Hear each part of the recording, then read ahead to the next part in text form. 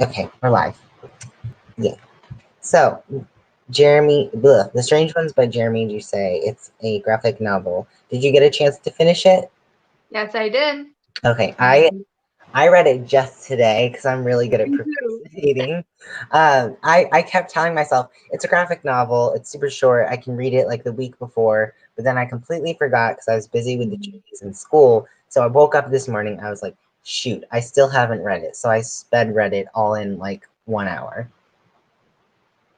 Do you want to hear my confession then? Sure. I read it starting at 6 p.m. It's now 7. Yeah. It was, I mean, so I I guess think the first graphic thing, novels are like you don't really have to read it. Like, what?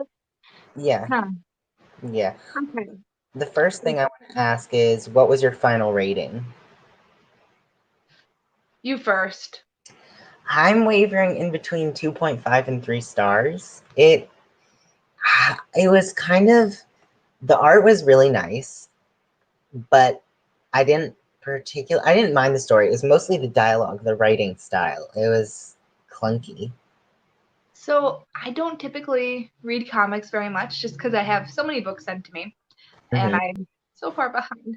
Um, I I'm not. I didn't really feel connected to it. Yeah. Like, they were like the weird ones, and it was this big thing that they found two people as weird as them. And Hmm. I'm like, why are you weird?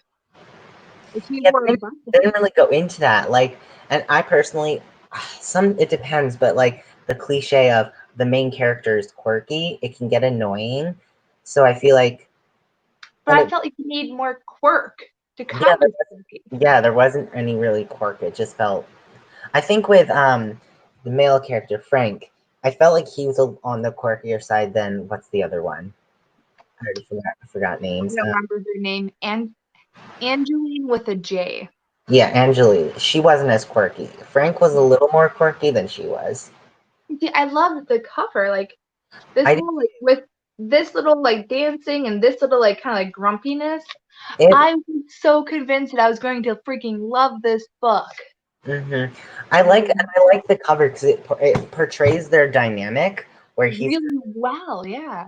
he's like the serious one and she's more of the spunky upbeat one, and I liked how in the book they played off of each other. Like he helped her be a little more serious and she helped him be a little more positive, and I liked that. I did laugh at when he first said how to spell his name. It's a Frank with a C, and she's like, "Well, where does the C go?" He goes, "It's silent at the beginning." I was Hmm. like, "Oh, that was pretty good." Yeah. Oh, and I also was actually I'm like 95% sure I was actually at one of these places in this book. So there's here where it talks about like the Jekyll and Hyde dinner place. Hmm.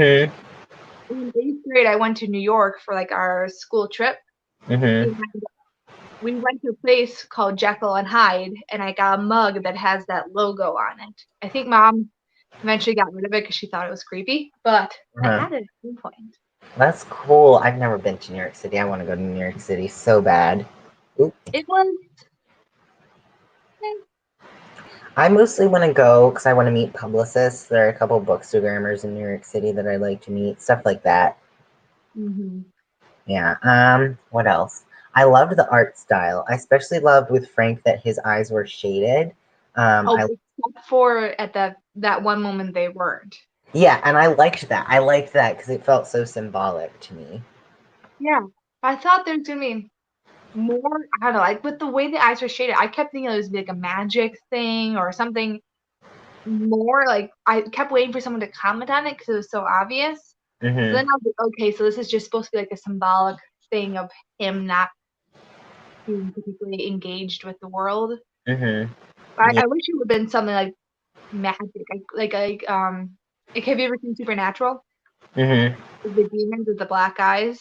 That's Hmm. what I thought the book was going for, and I was like, "What is And then it's nothing. Yeah, I think it was mostly for like the readers. I don't think it was supposed to be seen by the characters. Unfortunately. Hmm. Yeah. I do have another discussion point, but it's spoilery. So I guess from this point on, we'll just say spoiler alert. Uh, Any last thoughts, non-spoilery thoughts? um, I think my favorite part was the buttons. Now that I think about it, the way the main character had a little button on his little lapel, and it always changed. So that mhm. was fun. Oh, I do have one more non-spoiler thought, and it was the way it was written. There was dialogue for sure, but I felt like it was just the author listing like this happens and then this happens and this person thought this. I was like, I feel like you can be a lot more creative with the way you write this stuff. Yeah, I think that's another reason why I had a hard time connecting, because it really was just, and then we met, and then we ate, and then we went to here, and then we took pictures. Mm-hmm. And with the comic, so much of it is just supposed to, I feel like so much of it should be like just dialogue and pictures. But Mm-hmm. more of it was just that background narration that I was just kind of like, yeah, we should have gone with that pumpkin cat girl one. Oh, pumpkin heads. Yeah, Pumpkin heads, yeah. I agree. That one is a lot more upbeat and lighthearted, I think. Which is kind of the spoiler I wanted to get into. I was very sad. Frank died, right? I was kind of not paying attention at that Yeah. point. That was sad.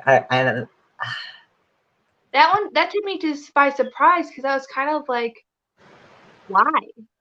yeah, it didn't really. I didn't understand. And the thing is, because at that point I was kind of getting bored and I was skimming, and I was like, "Wait, did he die, or was like someone else die?" And I had to read the page a couple times. I was like, "Yep, he's dead." Yeah, the only time like we actually saw his eyes, like his full out eyes, is when he died. And then like, there was like a blank stare from him being dead. Mm-hmm. And I don't know, I feel like so many times with like books, like deaths are to serve a purpose, or just even just show that like life is meaningful and brief. Mm-hmm. And I was just more kind of like sitting back and going, well, I guess this is the direction the book is taking. I Yeah, didn't feel particularly connected to it. it was a kind of like a "what was the point of that" kind of thing. Mm. Yeah, and then and because it happened not quite in the middle, but there's still a good chunk of book left. And at that point, I was just like, I don't really care that much anymore. I also had that same issue because one second, I almost got sneezed. Hmm.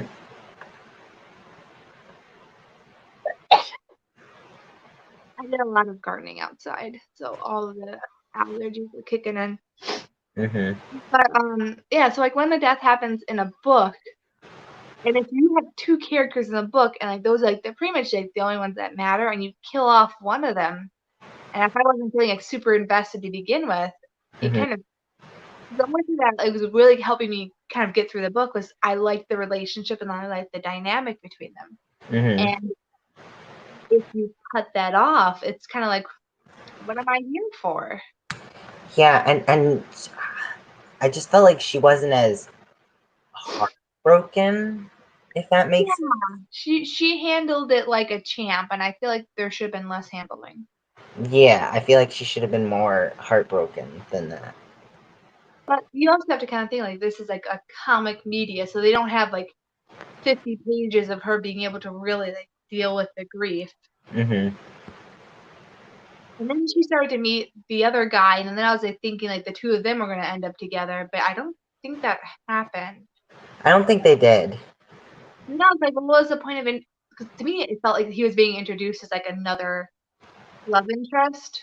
Yeah, like kind of like in like she's moving on, she's gonna find someone else way, but it Yeah, didn't end like that. yeah, because I thought what I thought was gonna happen is like his death happened.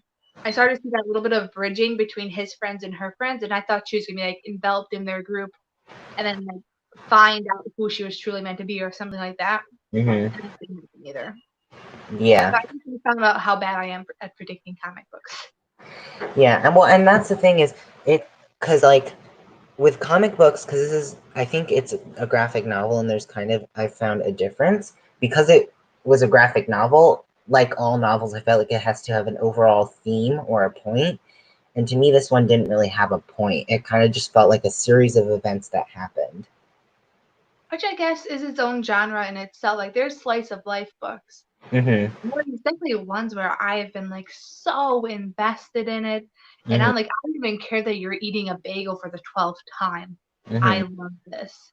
Mm-hmm. But yeah, I think I almost want to read it again and see if I can feel like a more of a connection to it. But Yeah. I also want to use that time. Mm-hmm. Yeah. And I always feel bad when I don't, especially because I know the author put so much work into it. It's just disappointing. And I also feel bad because like I want to love something that I know someone put their hard work into, but sometimes it just doesn't work out. It just doesn't connect all the time. Mm-hmm. Mm. Yeah. They live here too. You know, you can hear him in the background. Little buggy.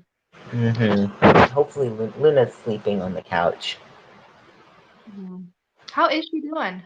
She's doing well. I told you this earlier, but she's kind of dumb. She'll like because we've started having people over because Maryland lifted the stay-at-home order. I think it's now I don't know, I have kind of lost track at this point, but I think it's like you can go out, but only if you really need to. The thing is, at this point, my mom has let a few people, like friends, come over, but mostly because both of us are like not sick and haven't been sick. But anyway, my sister's friends came over yesterday, and they came in, and she barked at them, and then she like sniffed them. She's like, "Okay, you're safe, people," and she would just leave them alone. But then they went into the basement, and then when they came back up, she just started barking at them again. And she did that every time they would go into a different room. She would just seem to forget that they were not evil people. That is hilarious. Mm-hmm. It's also very dog logic-y. Like, what? Wait a minute. Wait a minute. Who are you again? Mm-hmm. Who are you again? So, And then today she was outside because I was doing my work on the trees and my mom was weed whacking. And we also just brought down a tree that was in the way of Thomas. So we wanted to bring it down, and we'd been planning to bring it down anyway. So my mom was cutting that up. And we had Luna outside, and she, number one, it's adorable. She'll take like logs, like fireplace logs, and she'll just toss them around and play with them. And it's so funny because they're so much bigger than she is. But did she ever get hurt?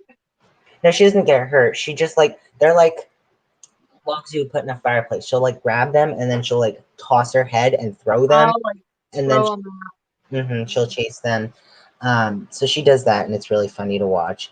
But also, she digs. We found that she'd been digging a huge hole, and so she just ran up to us and she's like, "Look at me! You guys need to be proud. Like, look at this huge thing I did." But we were like, "Luna, we don't want you digging holes in the garden." She picked out her own spot for Thomas the tree. Yeah. She was helping. True.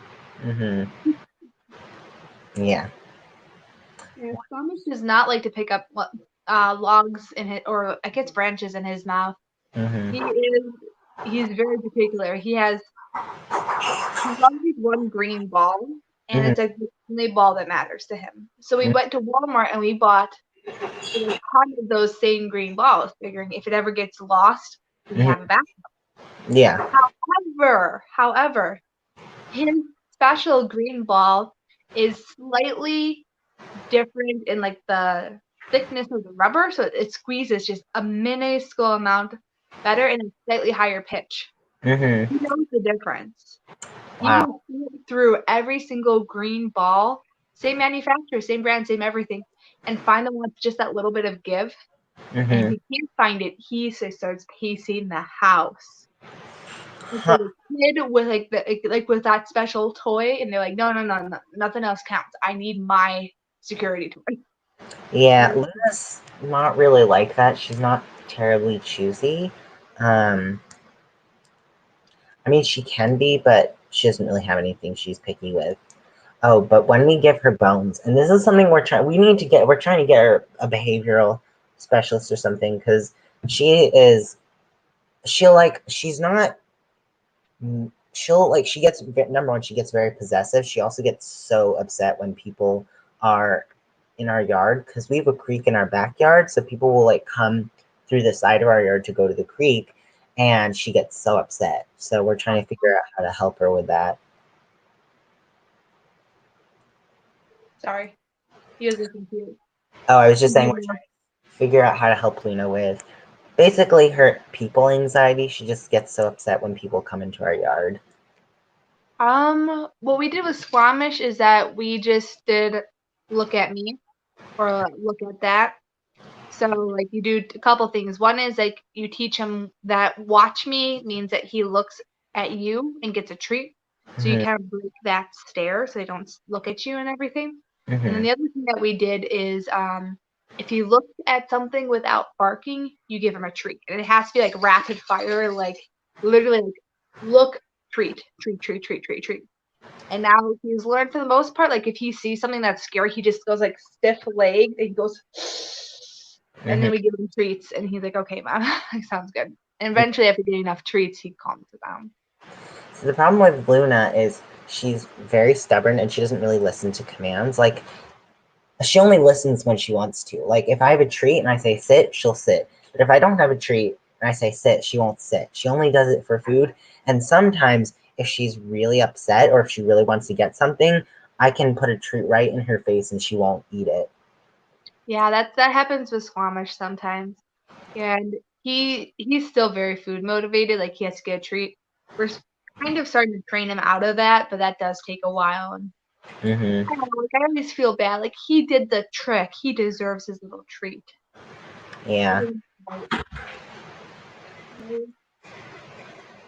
It's also really adorable because like in our, at least what I do is I usually like shower around 7 and then I'll eat dinner if I forgot to eat dinner, which happens a lot because I'm not good at scheduling.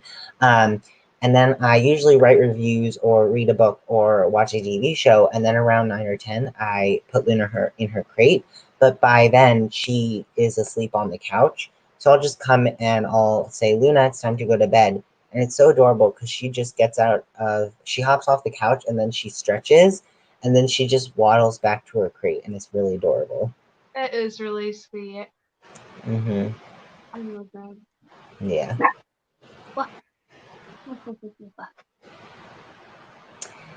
Yeah. I haven't been reading that much because, at least over the past week or so, because have you heard of the TV show Schitt's Creek?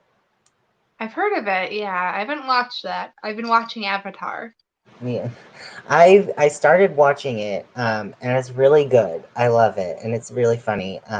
So I've just been watching that, and usually what happens is when I find a good show, I just binge it all in like a week or two, and in that week or two, I don't really read. Oh, I see. I've been busy working with my videos, so I haven't had a chance to read recently. And Yeah. I really need to do because I have such a long PBR. Mhm. Um, but like this video has been just taking up so much time. And Mhm. I was thinking like, I could probably do like weekly versions of this, and I'm like 2 weeks minimum, 3 weeks probably a little more likely, just because it takes Yeah. so much coordination to do this. Mhm. Yeah, Yeah. I'm really excited about it. It's almost all done. I just have to figure out that blurring thing because someone's license plate was in one of the bits. Mhm. Get that out of there. Yeah, it's working out really well. Yeah. Right now, my TBR is at 1. I have Oh, one. don't brag. Yeah. Um. Right now, the only publisher that is sending me books is Forever. They're an imprint of Hachette. They send romance books. And Mm, right now, I think, as far as I know, the only company that has continued to send me books in quarantine is Hachette. They took a pause and now they're sending books again. oh, things are slowly coming back on track, so hopefully there'll be more books coming out. Mm-hmm. Yeah, and then just for right now, I'm just reading because I have Overdrive does like they have a wish list where you can bookmark books that you want to read. So I'm going through that, and I'm so sad because Emily Henry released her book Beach Read, and I had it the day it came out, but then I accidentally returned it, and so now I have to wait 6 weeks for it to come back. It's better than 6 months. I'm sorry though. Yeah. There's And really no way to fix that, is there?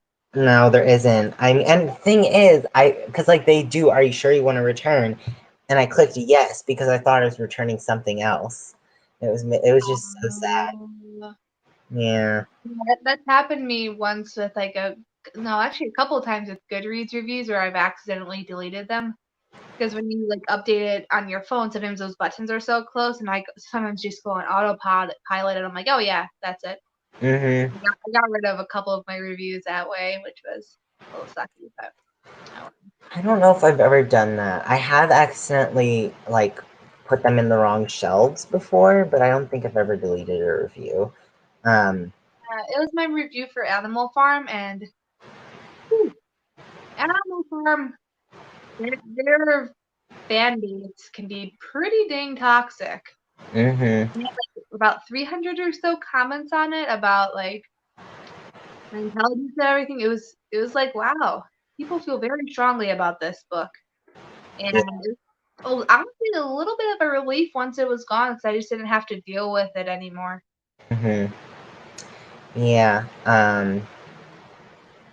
Yeah. Oh, that reminds me. Because I was editing my shelves, and halfway through it, I realized I realized that it's gonna all of my reviews are gonna end up getting floated, and so I put on like I said, currently editing my shelves. Sorry for all the updates, and Remember that, yeah. So I'm yes. like, who's this currently guy?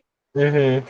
And someone commented, they're like, "Are you a computer? How are you reading all these books?" I was like, "Well, if you read my name, you'll see that like I'm editing my shelves. That's why all these updates are coming out." Yeah, I've gotten that too, because like once a month I do that reading vlog, and I also like if I mention the book in the vlog, I'll put a link to my reading vlog in the Goodreads review. Mm-hmm. And I had this one girl who got furious at me, and she's like, I can't believe you're updating this much. My feed is overwhelmed by you.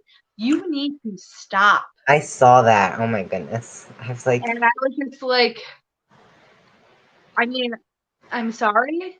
And I didn't want to sound like I ended up not engaging with her at all, because obviously, but part of me was like, I have over 100,000 followers. I'm not going to change just because one person says it's a little bit annoying that her feed got overwhelmed. Like, there's the unfollow button if it's like that big of a deal to you. I agree. And also, Goodreads lets you do, you can filter out your feed. You can do like top friends, and people I follow. Um, and I do that. Like, um, Oh gosh, I feel like I never use my feed. I didn't know that. I've always been like, wow, there's so many people who I don't know on here. I I should don't, have. I don't really use my feed either. I'm like if I want to see like a certain person's updates, I go directly to their profile. And Yeah. most of the stuff, like the reviews I like, are through a book. Like if I'm like, oh, wonder what this book's about, I just like all the reviews that I see. Yeah, yeah. I like looking up the book and then seeing which of my friends had read it, because I'm always like really curious what they're saying about it. And Mm-hmm. that's actually the reason why I was able to keep reading Lee Bardugo's recent book, because I had picked it up and I'm like, I hate this. Mm-hmm. It's just so horrible. Mm-hmm. And then, like I went to Goodreads and everyone's like, yeah, it sucks, but like the end was amazing. And Mm-hmm. I was like, fine, fine, fine, fine, fine. And Yeah. that just happened with like the latest Sarah J. Maas as well. Her Mm-hmm. book was like it was an uphill climb for like that first 100, almost 300 pages. But then the ball got rolling, and I was like, Yeah. mind blown. Yeah. And also Goodreads, I think it's only on desktop, but you can search reviews like for certain text. Like sometimes I'll like in the search bar I'll do like trigger warnings so I can see what are the trigger warnings, stuff like that. Oh. Yeah. It's Um, interesting. yeah, I do Control F, but that's mostly because when I'm writing a review and I'm like, shoot, I know that there's a name. I know it's something with an F, and I like look for like the names in people's reviews so I can remember it. Yeah. Um and that like when I write my reviews, I have a format, and I think it seems that you have a format too. I'll do like I'll do a picture if I have a bookstore picture, and then I'll do in italics like many thanks to so and so for sending me a copy. And then I do like a block quote, like a quote that I feel sums up the book or sums up the feeling of the book. Mhm. And then I do like a mini reaction and then the summary and then the rest of the review. But for the summary, I used to write them myself, but now I don't because I found that writing them myself, I tend to make mistakes and I feel like they don't fully like encompass the book. So I just copy paste the summary from Goodreads. Oh, I Mm. never would have thought to do that. Yeah, for my the way I do my reviews, I do.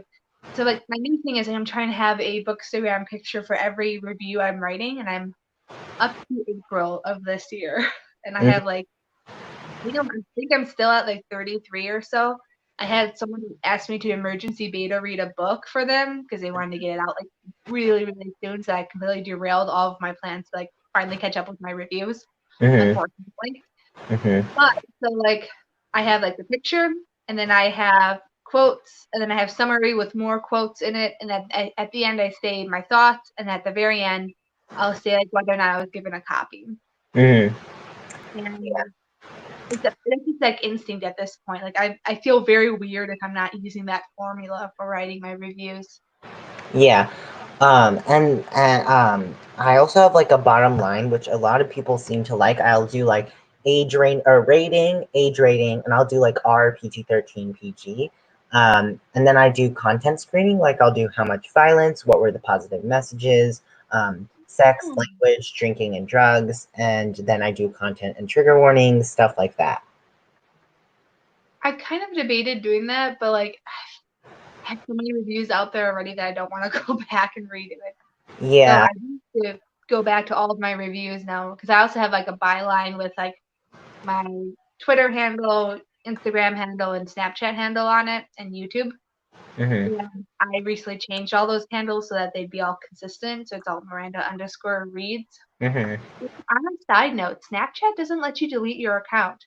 So I have my old account, Miranda.reads, and I said I wanted to delete it, and they're like, okay, we'll deactivate it for 30 days, and then we'll delete it.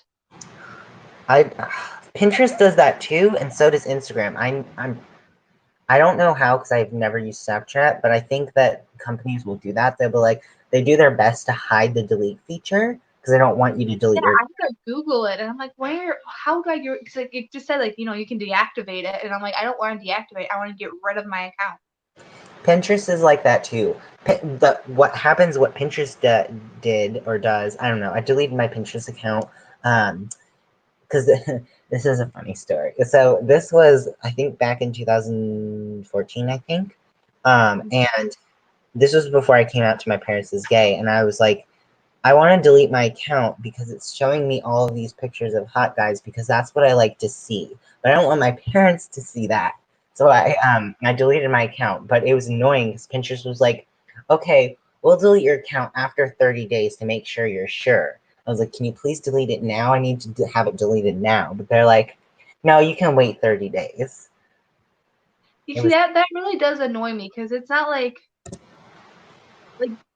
you are not like an 8-year-old who's like, oh shoot, wait, actually I do want that. It's like no, like I'm a functioning adult. If I don't want an account, I literally don't want it. Like get rid of yeah, yeah. And there's something else I was gonna say about reviews. I can't remember. Oh yeah, I also have the little bio thing at the bottom of the review, and this is kind of why I was glad I went through all my reviews last week, or was it last week? Maybe this week. And some of them were my old stuff. Like I used to have blog, Goodreads, Reddit, and then buy the book. Right now it's Goodreads, blog, Pinterest, LinkedIn, Instagram, and YouTube. Um, but it used to be different, so I have it fixed now. Yeah, But I have to do that, and I have to update all of my reviews because I don't want like wrong information. mhm, The other part of me is like, Miranda, you wrote 1,000 reviews. yeah, and it was such a pain to get through. I have 800 reviews. I think it's 798 maybe. It was such a pain to get through them all. It took 3 or 4 days. And the thing is, and I told you about this, Goodreads hates me. They have the CAPTCHA, which is broken. So every once in a while, it'll be like, please complete this CAPTCHA for verification, and I'll complete it, like, and it'll say verified, and then I'll hit save review, and it'll say, sorry, we can't save your review because it's not verified. And the only thing that would fix that is clearing my cookies. Oh no. I had to clear my cookies about every 10 minutes to get it. It was so annoying. Oh, that is rough. That is really rough. I would say in the out of the all the time I did saving and editing those reviews, I would say like 50% of it was just clearing cookies to make the CAPTCHAs go away. It was so annoying. That sounds awful. Mm-hmm. And Goodreads won't fix it either. I was like, can you help me with this problem? They're like, we've never seen this problem before, but we'll have I think they said either engineers or programmers try to look into it, but they haven't gotten back to me. Yeah, I don't know. You can always try emailing them again with a record of how often it happens. Yeah, I think I might, but I don't really know what they would do because I think they would just say the same thing, like, we've never seen this problem. We're doing our best to work on it. I would also feel kind of bad, especially with COVID. Like, I don't want to add to their already huge, probably, workload. I mean, I guess on the one hand, I can kind of see that. On the other hand, I'm like, well, this is very much a computer issue that you can solve working from home. That's true. Yeah. Yeah. And on the note of reviews, I just remembered, I was so excited to see that I got number 9 best reviewer and then number 1 top reviewer, which is really exciting because I've never been there before. Yeah, that is amazing. Mm-hmm. I know it's going to go back down. I think the reason I got so many likes is because I floated 800 reviews. So when you think about it, if all those reviews just get 1 like, that's 700 likes on its own. Yeah. Yeah. I think I found that I for the past year, basically, I float around 40 and 30. Sometimes I go up to 20, sometimes I go down to 50. It just depends. Oh, for your position in the ranking? Mm-hmm. Yeah, my current position is technically number 1 Goodreads reviewer in the US. Mm-hmm. But the one that's counting me as number 1 is broken. It's Yeah. been set at number 1 since 2019. Mm-hmm. So I think I'm a little bit lower than that. I I have to be a little bit lower than that, I think. Because I think there's like a couple other US reviewers that are like really shooting up in the rankings right now. Yeah. Yeah, mine's broken too. So even if I stopped reviewing, I would just stay eternally at, I think it was 72, maybe. I don't remember. Yeah, Yeah. you can stay up there no matter what, which is awesome. Mm-hmm. Mm-hmm. Yeah. Mine, it just depends. It goes all over the place. Well, now that once they start settling in a bit more, it's gonna be harder and harder for you to move up. And then Mm-hmm. you get to the point where you're like, well, there's nothing really left for me to do here, so I guess I'll just maintain where I am. Mm-hmm. Yeah.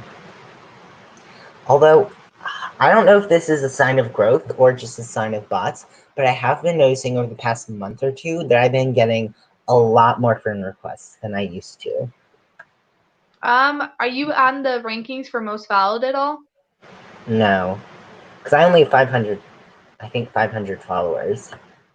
Okay, so in that case, it's probably because you're higher up on the top list then. That If I makes have sense. to hazard a guess.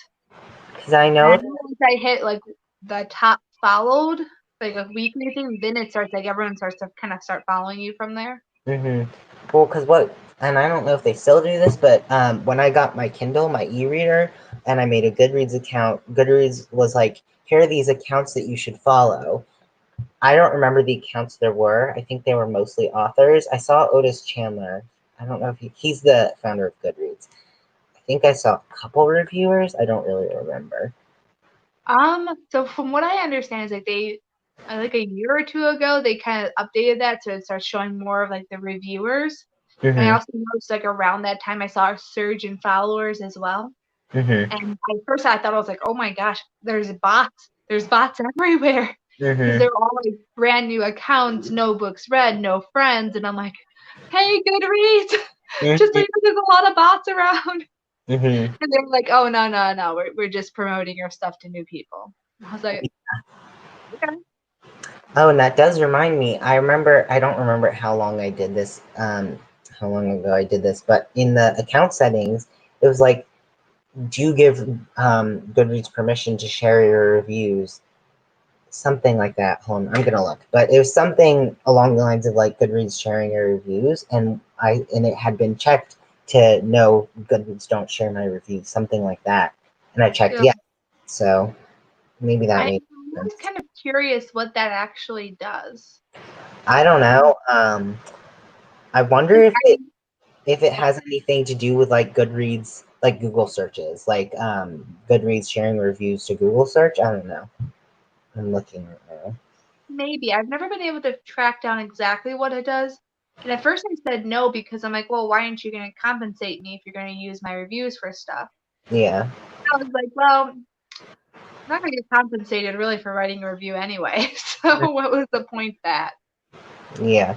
Okay. It says allow partners of Goodreads to display my reviews. Goodreads allows some partners site access to book reviews via an API. This access is granted in the spirit of openness with the goal of spreading love of reading. Current partners include Google Books, WorldCat, and more. Uncheck this box if you don't want the text of your reviews to appear on these sites. So I guess they're just sharing your reviews to those sites. It's, Uh, yeah, it kind of sounds like they're like, well, you guys already wrote all these reviews, so can we use it for promoting the book? yeah. That's what it seems like. Like I've seen my reviews on Amazon before. Well, once. The author, it was like I think it was like a cookbook of some sort, and they in the description of the book they put a quote from my review, and they're like from Tucker the Reader. That was just done by the author though. Yeah. That's happened to me a few times where most of the time they'll ask me, but every so often I'll find my quote in a smaller publisher, a smaller author, a smaller publisher's review on Mhm. Amazon, Mhm. and I never actually like tell them to put it down at all because I'm like, go for it. I liked your book anyway. It's not like you're quoting me and I was like, this is like the worst book ever. Or you're misquoting me. Mhm. Yeah. Oh, did I don't. I've told a couple people. I told you about how an Instagram influencer took one of my photos without permission. Yeah, I don't yeah. I don't want to say names because I feel like that's not a good idea. But yeah, he. Well, I don't know if I should say. Anyway, I don't think he meant to do it on purpose, but I was like surprised too because the author of the book was following him, and I was like, oh, he's doing a live stream with this influencer. I went to the influencer's profile. Excuse me. And I was looking through the photos, and then I scrolled left on one of the photos because there were multiple slides, and I was like, wait a second, that's my picture. And my first reaction was, wow, that's cool. And then I was like, wait, that's not cool. He didn't give me, or I didn't give him permission, and he didn't credit me. And then I realized because when you Google that book, my picture is one of the first images to show up as it is, and that happens with other books too. Like, Yeah. heard of "You Deserve Each Other" by Sarah Hogel? I think I have that one on reserve because I heard you talking about it. Yeah, I think it takes place in Wisconsin. It's it's so good. I loved it.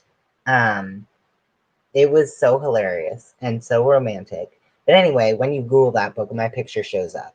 Um, my Bookstagram picture, and that happens a lot. So I think he probably just took it from Google. Yeah, but at But the same time, like if you're a bigger Instagrammer and like, did he have the blue check mark? mhm, Yeah, so like at that point, you're not some like 13-year-old who just learned what Instagram is. You understand that these pictures come from people, and mhm, that you do when you were growing your channel, you didn't want anyone to like grab your photo and be like, "Hey, here's this book. It's awesome," and like not credit you. To me, yeah. it was like almost like a slap in the face. It's, I'm like, how could you in this day and age steal a photo like that? I agree, and that's what my parents said because I was telling them about. It. I was like, here's my plan of how to deal with this, but what do you think? And they're like, we think that's a good idea, but my mom was like, I feel like he could have easily figured out who posted that, and I was like, I agree. Oh yeah, it really does bring into question like everything that person has done. If it's just so blatantly ripping up, like I'm sure my photos are ripped everywhere too. Well, maybe not because I don't know. Half the time I'm just like taking them with a blanket behind them, but I'm sure like that's ripped. Or like I've had people yell at me to take down the reviews because they had copied parts of it for homework assignments and everything. Yeah, someone has done that before. A person messaged me and they were like, can you help me with my homework assignment? Can you just, they literally said, can you write this paper about the theme of this book? And this was back when I was super nice to everyone on the internet, which I've learned to not be so eager to agree to everything. But I was like, I'd be happy to help you. Just get your teacher to message me telling me it's okay. Now I realize that they could easily fake a teacher message. So they never got back to me. Yeah, yeah. For my case, it was there's a reviewer, not review, but it was like a student, and according to her, she had lifted parts of my review, and when the teacher ran it through one of those like plagiarism checks, it Mm-hmm. matched with my review. And according to her, she was gonna lose her university position Oh, because she had it. no. And I'm like thinking of a couple things. Like one, she could be lying, and she wanted to see if she can get me to take down my review. Or yeah, so like her plan, according to the email, was just to pretend that she had written those words herself, and I had copied her and put it on my review. And I was like, sweetheart, no. Mm-mm. No. Yeah. But anyway, I messaged him. I was like, "Hey, you probably didn't know." I was trying to I think I was much nicer than he deserved. I was like, "You probably didn't know, but this is my picture. Please give me credit." And he was nice about it. He was like, "Oh, sorry about that." And he tagged me. And then I was like, "I'm glad he tagged me," but at the same time, I was concerned. I was like, "So you just tagged a random stranger without confirming that they were actually the person who took the photo?" And I so mean, he might have like just Googled you and Googled the book name and saw your Goodreads review. Like I Like, personally, if I posted something and someone said, "Hey, this is mine, please tag me," I wouldn't just be like, "Okay, I'm gonna tag you," without doing any further research. Like I don't think that's a good idea. yeah, yeah. Mm-hmm. Yeah. Oh wait, weren't we supposed to be talking about the strange? I think we kind of covered everything about the strange ones. Yeah, I mean, I would just say I think I'm gonna end up landing on 2.5 stars. I would say that it might be worth a try, um, simply because it is well illustrated. I like the style. The story isn't that great, and the writing isn't that great. I think that they could have used some work for sure. I think I'm probably a little bit closer to 2 stars with that one. Again, like the writing didn't connect me, and like the pictures were well drawn, but they weren't super compelling either. Mm-hmm. Like I'm like, it's a nice picture, but I'm not seeing like much of like a sparkle to it. Yeah. And it's not 1 star because I didn't actively hate it. It's Mm-hmm. not 3 stars because I didn't actively enjoy it either. So Yeah. Yeah. For me, well, because I feel like different reviewers definitely have different rating systems. For me, 1 star is absolutely despise. Do not even think about giving this mm, book a chance. Usually, for me, 1 star books are books that have problematic content like bigotry, racism, stuff like that, or books that were simply so poorly written that I could barely get through it. Like I recently read a memoir called Toil and Trouble by Augustine Burroughs. oh, I just got that one because you hated it so much. I was really curious, so I just picked that one up from the library. Was so bad. I could barely get through it. And it's funny because I loved the first chapter. I was like, oh, this is so interesting. But then I was like, wait, this is a memoir, right? And I was like, this is not going to go well. And then by the end, I was like, I can't even anymore. This is so frustrating. Mm. Yeah. I think because when I was going through my shelves, I had a 1 star shelf, and my 1 star shelf has, I think, 13 books on it. I don't give 1 stars Really? often. Only 13?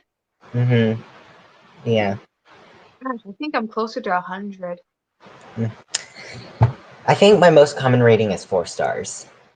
Me too. Like there, because like 5 stars means like I will actively reread this one, Mm-hmm. and it doesn't doesn't happen very often for me.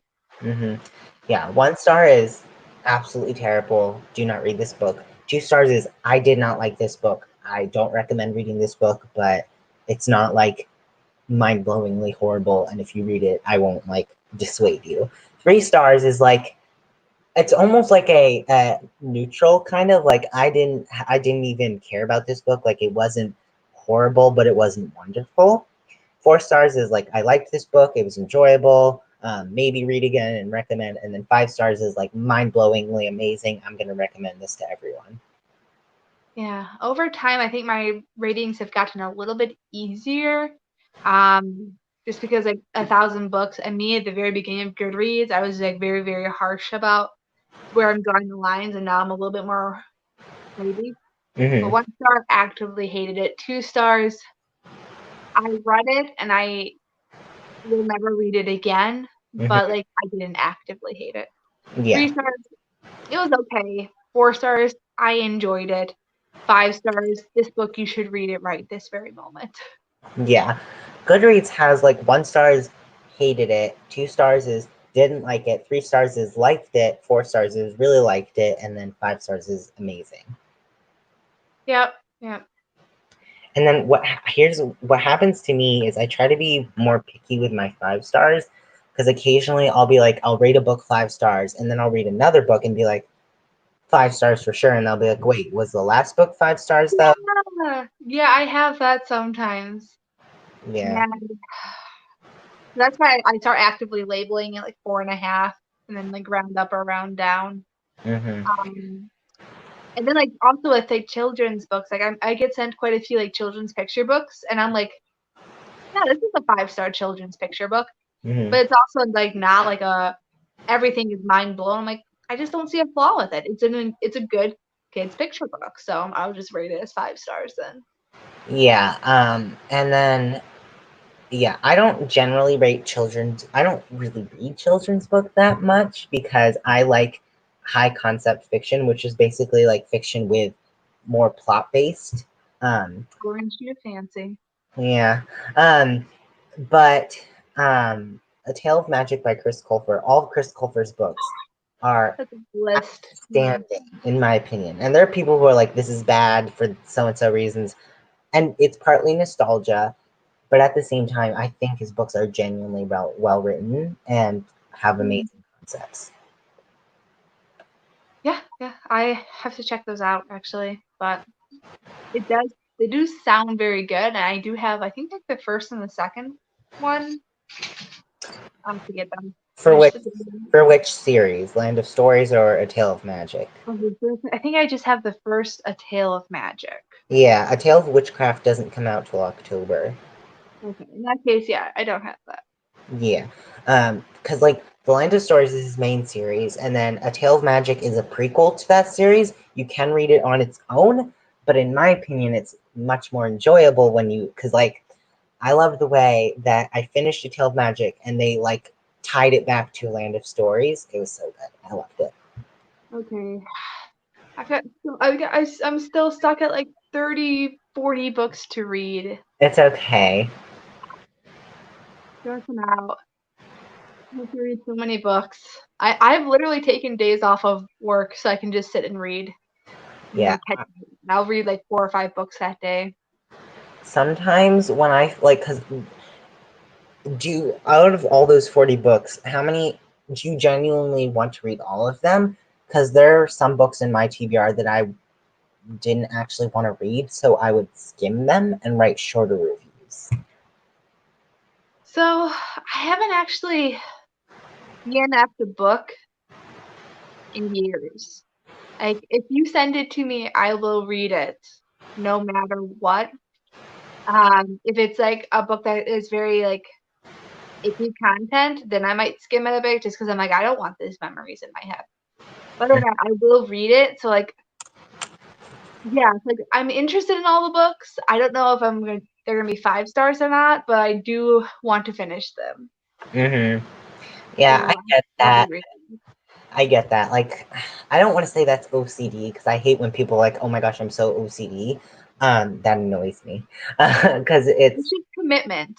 Yeah, it's commitment. And like for me it's like a completion, and this is where it is actually kind of OCD for me at least, where like when I finished my TBR I was like, okay, but did I really finish it? And I was like, are there any books that I missed? Are there books like hiding somewhere that I forgot to read? But I just was like, I need to let that go and just be like, okay, I'm done. And I almost thought of it as starting a new TBR in a way. Ah, I like that. Yeah. Hmm. Yeah, I don't even know how many books in my house that I haven't read. I'd say probably at least half of the books I physically have in my house have not been read yet.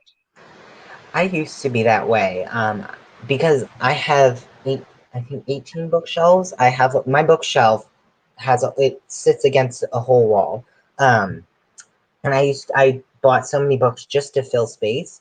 But now that I have it like started to get actual review copies, I have put those books in my giveaway shelf. Um, so now I only keep books that I genuinely want to read or genuinely like. I see. Yeah, that makes sense. That makes sense. Hmm. Um, for most of the part, like I do want all of the books, and I actually did sort through, and I had like 4 or 5 duffel bags full of books that I just went with my husband. We walked around the neighborhood and like put them in away for free, like in the free reading libraries. Hmm. Stocked them all up like crazy. So Hmm. yeah, the rest of them I want and I plan to read. I just haven't yet. Yeah, I have usually any books that I don't want to read. Like there's another bookstagrammer who lives right around the corner from me, so I give her any books that I don't want that she wants I to read. like it. Yeah. Completely taking here's the responsibility. It's for you now. Hmm. And then there's another lady from my homeschool co-op that I used to go to, and I give her arcs sometimes because she was actually the one who introduced me to the book community and arcs. So I like to give her arcs. So it's That's like a full circle type thing. And other than yeah. that, I just do my best to give them away because I have too many. Well, I just got a new bookshelf, so like I don't have too many anymore. So we're Mm, good. yeah. All right, we have like 8 minutes left. We should probably talk about what the next month's book is then. It's the new Susan Collins one. I always forget the title. The title is too Ballad of Songbirds and Snakes. A Ballad of Songbirds and Snakes. Okay, it's that Yeah. one. I have that one from Hoopla, which means I can read it at any time, which is nice. Um, yeah, which is our pick for science fiction. Which is, It's a I bit. will acknowledge, it's a very loose science fiction. Hmm. It's not what you typically think of when you think of science fiction. Just ignore Luna. Okay. But I really wanted to read it, and I was like, let's please talk and you agreed, so like we're fine then. Hmm. Yes. And then in August later, we're reading. This isn't the announcement, but like we're gonna read Midnight Sun this summer, which is exciting, and it's I narrated. know my high school self is like freaking out right now. I never thought it was gonna be published. I'm so excited for it. Oh, Yeah, I might cry if it's like a disappointment. It might be like just like a sobbing live stream next round. yeah. I think for me, even if I don't end up liking, I think for me, I'll just end up liking it simply because it's like nostalgia type thing.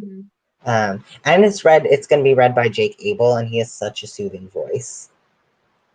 Okay, so he's done a few things, and I know his actor name, but I don't know. I can't remember off the top of my head what he did. I know him from the Percy Jackson movies, which are like Oh, awful. was he Hermes' son?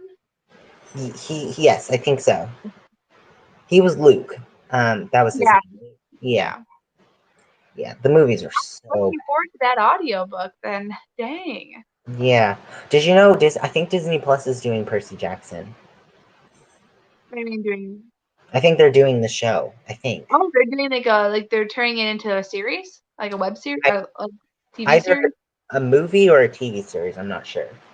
I hope it's a TV series because there's so much in that lore. It'd be great for a TV series. I agree. Oh, but going back to Songbirds and Snakes. So on Yes. the one hand, I'm very excited to get back into this world. On the other hand, I'm still feeling like some doubts that It's it's the right choice, you know? about snow. About snow. Yeah. Here's the thing. I think it would have been a lot better if we didn't know it was about snow. Like if it was about snow, but it was like I would love it have to have been like we know about this character, but we don't really know about who he is. But then at the end, they reveal it's President Snow, kind of like Heartless by Marissa Meyer, where it's like a villain story, but That like was really good. I yeah, did not expect to like that one that much. yeah, and a lot of people hate Heartless. It seems that people who hate Heartless loved Alice in Wonderland and are like diehard Alice in Wonderland I fans. didn't like Alice in Wonderland, so it could be I, why I liked Heartless. I read it when I was little and I watched the movie, but I don't really remember it. Emma, one of the Goodreads reviewers, do you know Emma? Um, Is she Emma she G, like uh, Giardio? no, she doesn't have it's Emma reads too much. Oh, yeah. Yeah, I've seen her username float around. Yeah. yeah, she is like a diehard Alice in Wonderland fan, and she didn't like Heartless, so it seems to be like like Yeah. a common thing. People who liked the book Alice in Wonderland didn't like Heartless. Okay. All right. Mhm. So wait, going back. Your Yes. theory, your I like your idea. I I really wanted it to be like Haymitch's trial. Because like that was so interesting in the book, the way he used the force field to like survive and like his Hunger Games. I would have loved some Haymitch Hunger Games in there. That would have been so interesting. I think it'll be a good idea for me to reread the series because I read it in 2017 and I don't really remember Oh, it. it's been a while. Yeah, I read it once in high school, then I reread it like about a year or two ago, and I was like surprised. Because I kind of dismissed it because I was like, well, this is just a typical YA, and then I reread it. I'm like, dang, it's good. Yeah, So I read it not in spite, but like because my mom was like, "You should never read it. It's this horrible, scary book that you won't be able to handle." And then I read it and it was fine. At the same time, I don't really remember it because I was like, I started reading the series right after my cousin's funeral and in the midst of developing a panic disorder. And so, like, my mind was not in the state of mind to be reading that series. So I don't really remember it. so I definitely suggest rereading it. I think it really holds over time too. So I think you'll like Yeah, it. I think so But too. the one thing is, I was never curious about Snow. I was like, okay, he's evil. I I, never had like any desire to find out his past or anything. I'll be so annoyed if she tries to like make Make him good. yeah, like if Yeah, she tries to make us feel bad for him. yeah, no, can we just have an evil character that's evil? Like, I do feel we like have to create backstories for every single one of them? yeah, like with Queen, what's her name from the Lunar Chronicles. Yeah, that one. I really like that one It actually. wasn't bad, but I don't really remember it, but yeah. From what I remember is like she was always evil, and even in the story she was evil. But you kind of understood where her evilness came from. And Mhm. it never tried to portray her as this like super sympathetic. It was just kind of like that's where she got it from. Okay, this kind of makes sense now. Yeah. But yeah, that was good. That was like one of the very few times where I'm like, this is a companion novel that needed to be written. Because Yeah. like, there's so many things that she did that I was just like, okay, that doesn't quite make sense. But then Mhm. I read the novella and I'm like, yes. Mhm. And Yeah. it's one of my favorite series that got better with age. Like the Mhm. first book, second book, third book, wow. Fifth book, you're like, fourth book. It was just like anyway, it just went up and up and up, and now it's I impressive. agree. Yeah. Have you read Wires and Nerve? It's the graphic novel. I haven't read the graphic novel. I didn't It, realize there was a graphic novel out yet. it's good. Yeah. Yeah. Okay, I have to put that on the list because I did really enjoy the even like this collection of short stories. That was really good. Yeah. I agree. Okay, we have a minute left. Any last thoughts, Tucker? No, I mean, this definitely went better than last time. Well, maybe that's because somebody remembered to actually share the live stream.